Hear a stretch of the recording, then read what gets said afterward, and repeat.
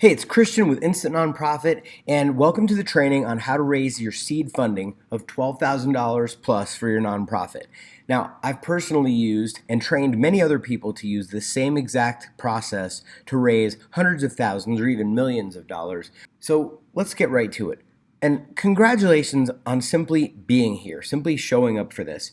You might not think of Woody Allen as a sage business advisor or motivational speaker, but his adage that 80% of success is showing up is true in many areas of life, especially when you're doing big things that require you to get out of your comfort zone. And nowhere is this more true than getting a serious fundraising program off the ground. You are among a very small percentage of people who think about starting and growing a nonprofit and end up rolling up your sleeves and making it happen via this highly effective method of direct phone calling. Many or most nonprofits fundraise passively, if at all, or do relatively ineffective activities like selling candy bars or something door to door, or maybe crowdfunding. But your leadership in this area will set the tone for the entire organization as it grows, and you'll see others duplicate your efforts. So this work pays off in spades over time.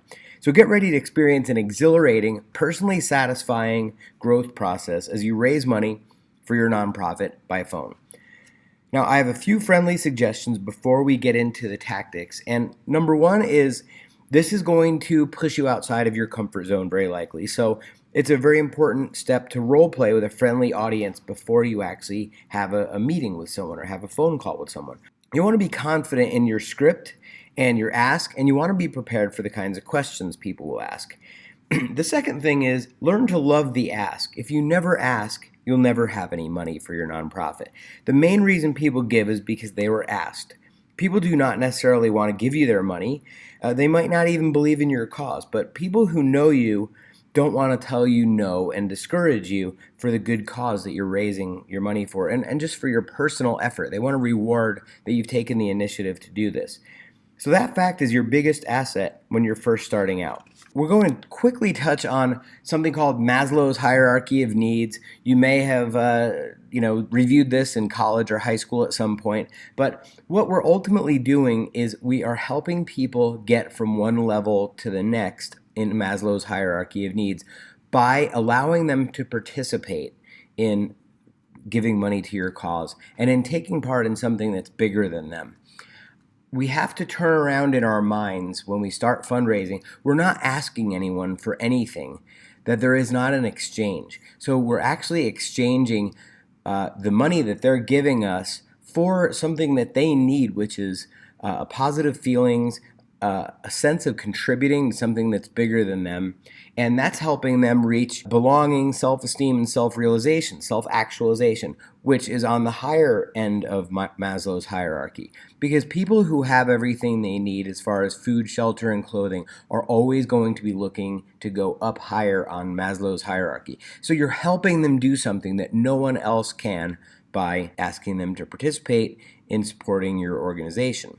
And where this is usually going to start, and it's where this program will start, it's friends, family, and fools, or if you don't like that, it's friends, family, and fans, right? The people that are closest to you are the most likely source of money initially, even if you think they might not believe in what you're doing or be really invested in your cause. People generally in these circles want to support you and encourage you. So here we go. We're going to start covering the 10 essential steps you need for seed fundraising by phone. Number one, list everyone you know in what is called a house file spreadsheet. A house file is simply a list of names and addresses of active people in your life who might be able to give. Everything you do from day one in fundraising should center around building your house file.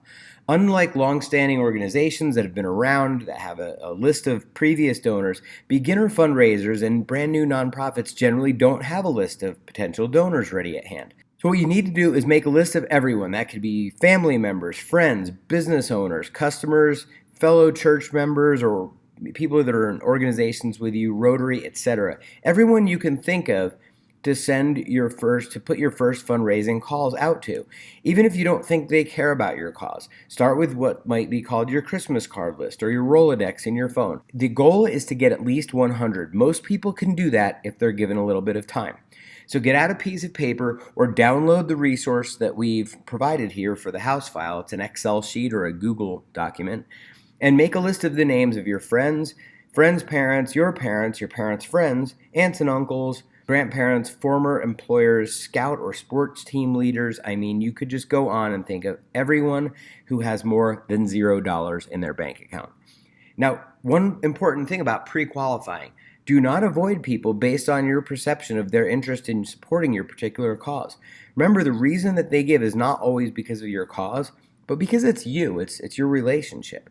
These people are your prospects, and you need to treat them all equally and give them all the opportunity to be a part of something big.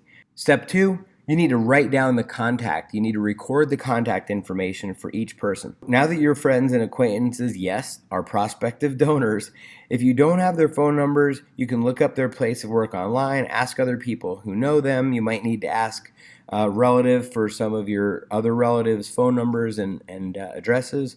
And you can also use sites like Anywho or 411.com. And again, in the written resource that accompanies this training, you've got some suggestions on where you can do that. Step 3 is you're going to write down a dollar amount. Write down the amount of money you think each prospect could reasonably give if they are properly motivated. But if you're having a hard time coming up with an amount, simply estimate how much you think they spend going out to dinner in a given month, and then multiply that number by 3. Now you're going to take that number and double it. Yes, you're going to double it because you need to write down twice as much as you believe that person could reasonably give, and that number becomes your ask amount. You never know when people might really be wanting to bless you, or they've just reaped some rewards from the stock market or whatever, and they'll certainly share with you what they're able to give. But you need to come up with an ask amount that is higher than what you ultimately think they'll give. Step 4, you need to use a call script. The most important thing to remember is to ask for a specific amount of money for a specific project to accomplish a demonstrable result. Your call script should also be as brief as possible. You've got a lot of calls to make and people are busy, so don't waste their time or yours. But be careful also not to sound hurried on the phone. So there are 3 segments to the call script, and we have a downloadable call script. So you can pause this video, and if you don't have the call script, go download it, or you can do that at the end of this video. But the 3 segments are, number 1, introduction and rapport. Of course, you want to find out, how they're doing and have a little bit of small talk, but you need to decidedly get over to the business by just simply saying, the reason I'm calling you today is, and tell them. Segment 2 of your call script is the case. It's what your organization does and why they should donate. The case has an A, B, and C to it. So A is the problem. These are often emotional topics and problems we're trying to solve with our nonprofit. Don't be afraid to use emotional terms within reason. You're obviously passionate about this. This is something you've discovered that you care about, and so it's okay to share some of that within reason and not to go off too much about the problem. Segment B of the case is the solution. You want to present why you're doing what you do, what you plan, and why it's uniquely suited to fix the problem. Cast the vision for how the world will look different when you succeed. And then segment C of the case is exactly how your organization plans to do this. You discovered this nonprofit passion by serving with a nonprofit or going on a mission trip or in a ministry. Go ahead and tell them about the example of when that worked, and that is kind of a little case study for you. The third segment in your call script is the close. And this is the part most people need to work on. You need to ask for a specific amount and then do not say anything. Be the last one to speak and allow them to go through their process of deciding if they can do that or not. They will tell you, and this is probably going to be the 60 most uncomfortable seconds of your life, but possibly also the most rewarding. So it's very important that you don't fill in the silence with additional explanation. Step 5 is to simply make the calls. You're going to call, you're going to follow your call script, make the ask, and then listen without speaking to their response. This is not selling, this is asking. It's the most uncomfortable 60 seconds are probably going to be immediately after you make the ask, but those are also the 60 most profitable seconds of your life. Once you get a positive response, you're going to be able to take that into the calls going down the road and into every meeting you ever do in your life. So it's very important that you actually reserve the time and force yourself to sit down and make those calls. Now, step 6, you're going to have people come up with objections and every excuse in the world, even if you know darn well they've got money that they could give to your nonprofit. They're going to have objections. Follow up and ask for your original amount one more time and acknowledge those objections. Don't dismiss them, but you're going to make the ask again. And then if they continue to be unable to meet that amount, go ahead and ask for half of that amount or whatever they can afford. But it's very important that you don't just give up after that initial ask. Now, you will absolutely get the answer no. And so step 7 is to thank the no's. You want to be really appreciative and gracious for their time. And you also want to set yourself up for the future, because many people who say no today will certainly say yes later. And they'll remember how they were treated when they didn't give you what you asked for on the call. They may even call you back and say, I've had a windfall, I sold some stock, or I got a raise. And they might feel generous and give to you in the future. So don't take it personally if you get a no. Thank them anyway. It costs you nothing. It's great manners, and it's a verbal recognition of your gratefulness. Now, in the case of the yeses or maybes, you need to be able to collect immediately. Now, that might mean sending a remittance, sending an envelope, and a specific written request for the amount that they committed to via direct mail. But if at all possible, it's important to collect right on the spot and not delay on that, because you can lose that person. Number 9 is follow up. You're going to get many people who don't have their credit card on them, or they have to get a check from their spouse, or whatever the reason is. Follow up is the most important thing in this entire process once you've made that ask, because the majority of people will not give on the spot and need to be followed up. And there will also be many maybes, people who say, well, I think I could probably do $100, and it'll really be hard to nail them down. So you need to follow up with a letter or a note or an email mentioning their contribution and providing a way for them to pay, whether that's an envelope or a link to a payment page.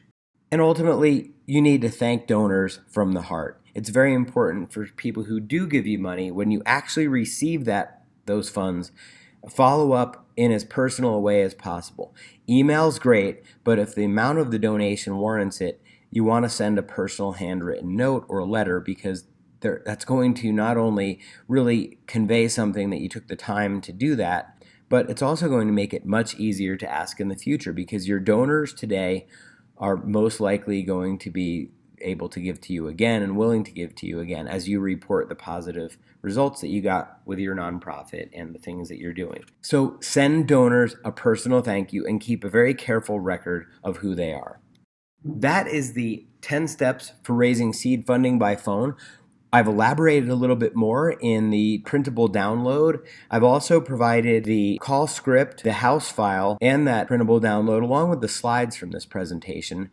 And I really encourage you to take it seriously. This is an awesome way to not only raise the initial money for your nonprofit, but I've never, in my experience, in my career of raising millions of dollars, those initial times that someone said yes for the first time, or someone gave me an extraordinarily large gift that I wasn't expecting, I've never forgotten those moments, and I've always been able to anchor to those for all future projects. It really is a beautiful thing when someone feels great about giving to your cause, and then you can go out there and do the good that you know your nonprofit is destined for. So I hope you enjoyed this training. I hope you enjoy the downloads, and we'll be doing more and inviting professional fundraisers and other people who can help you grow your nonprofit in future trainings. So stay tuned, stay on our email list if you're on it, and I look forward to providing you value. I'd love comments, questions, etc. We will answer those, and so make sure that you like, follow, and share. Thank you very much. Have a wonderful day.